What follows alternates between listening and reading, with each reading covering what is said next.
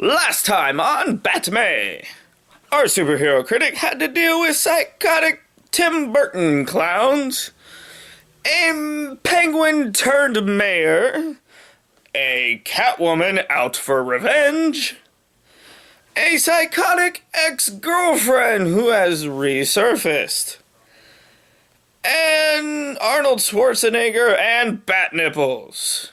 What's in store for the Superhero Critic this Batman?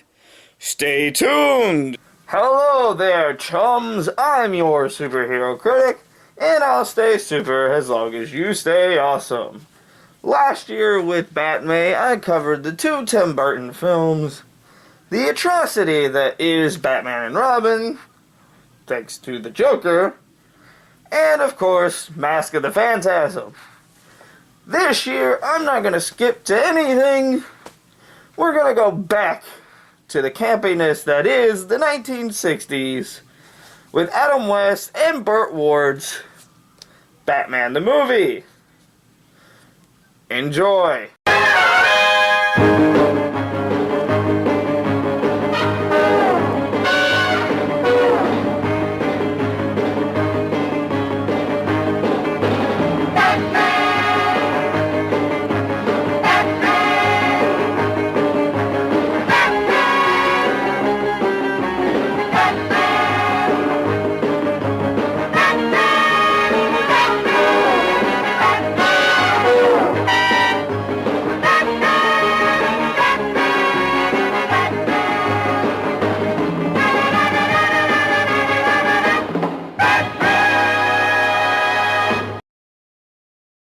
Our fun begins with our narrator talking about the owner of a yacht in danger and our heroes rushing to save the day. Using the Batcopter, they head to the yacht as our Dark Knight dangles from the Bat Ladder.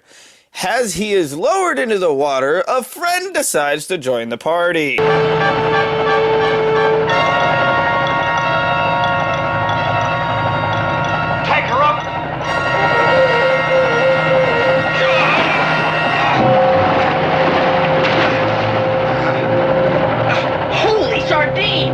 Holy rubber shark attack! Of course, being the Caped Crusader, he is prepared ahead of time with some bat shark repellent.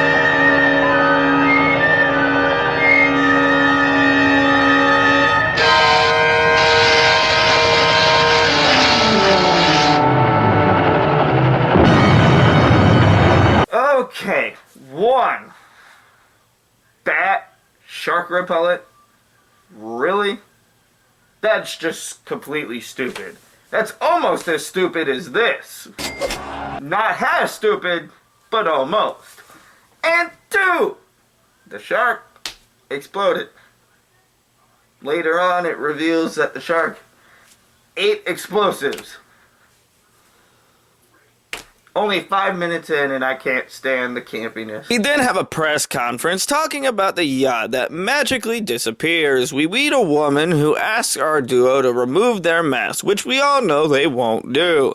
After all the reporters leave, the chief shows us which villains are still at large, and because they have no idea who it is, they run off to the Batcave. We jump to a tavern where we see our movie's villain quartet arguing over how they will take down the Batman, trying to come up with schemes. Jumping back to our heroes, they deduce that the yacht they were following was a fake after all and nothing but a hologram. No legal bell buoy at that position. Ha! As I surmised, an illegal projection buoy cleverly camouflaged. Wow! Maybe the crooks left fingerprints on it. Good thinking, Robin. Let's find out. To the Batboat, fast! As they head out in the Batboat, the villains spy on them as they investigate the buoy. The Penguin activates the magnet to trap them. Torpedoes are shot off, but our hero uses a reverse polarizer to blow them up, and the third one actually goes through.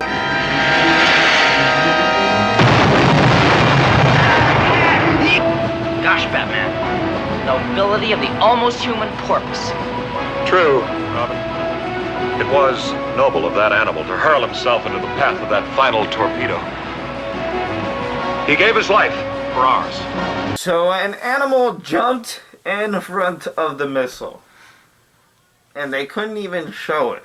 Did they run out of rubber animals? Batman calls the Pentagon only to find out that they did indeed sell the submarine to our villains before the villains shoot off another missile, this time writing riddles in the sky.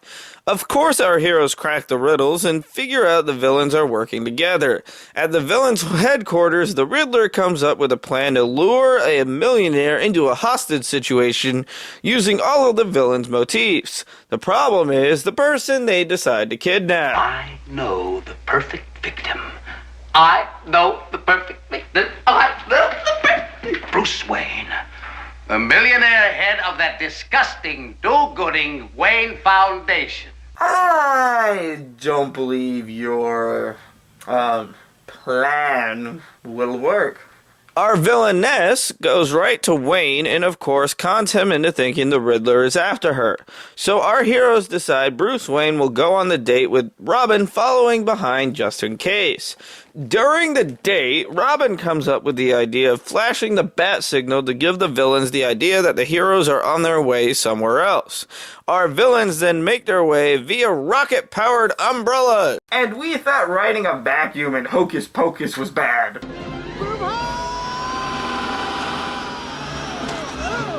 As Bruce swoons Miss Kitka, our villains burst in and a fight instantly begins. Bruce holds his own but is eventually overthrown, and Robin watches as the villains make their getaway. When Bruce comes to, he tries to fight even though he is hand-tied. Of course, Catwoman plays her role as Kitka to a down-in-the-dumps Bruce, and our hero tricks our villains into thinking he has a device strapped to him, causing a huge brawl as Bruce makes his escape.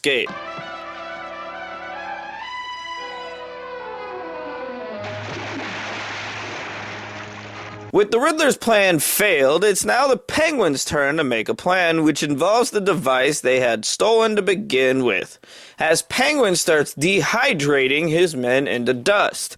Our duo arrive back at the headquarters only to find a bomb that quickly starts one of the stupidest scenes in Batman history, where our hero runs around all of the docks trying to get rid of this huge-ass bomb, running into nuns, boats, and even ducks.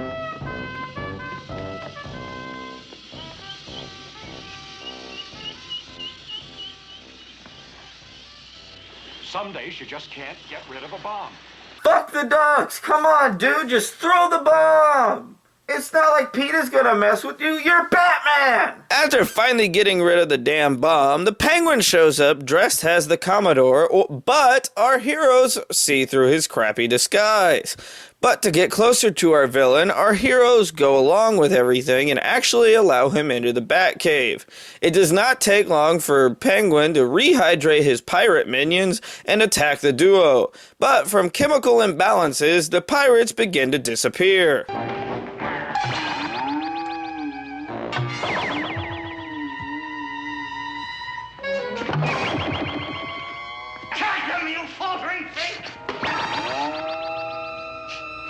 Well, that plan was so effective. Batman allows Penguin to think he has knocked them out with his gas and gets away with the Batmobile. Using the Batcopter to keep an eye on him, the Riddler then gets tired of waiting around and shoots a missile at the copter, knocking them out of the sky, and writing more riddles in the sky alluding to their plan. The villains waste no time with the plan as Penguin uses his gas to take out the guards and the Joker begins dehydrating the entire room.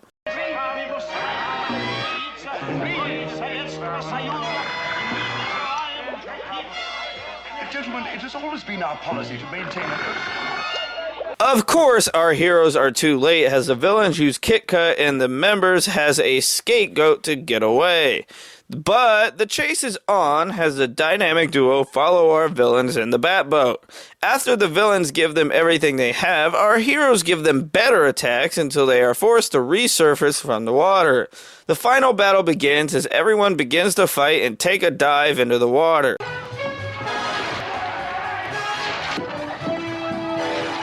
Eventually, the duo subdues everyone, but Catwoman and her identity is revealed as Kitka. Unfortunately, the real Commodore comes in the room, trips like a dumbass, and sneezes all the dust to mix it all up. But of course, this is a comic book movie, so our hero eventually fixes everything and the members are ready to rehydrate.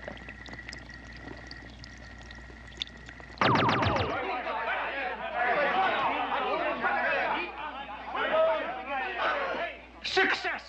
Success! They've done it! They've done it! Success, success. We've done it. We've done it. Éxito, éxito! Everyone's rehydrated but me!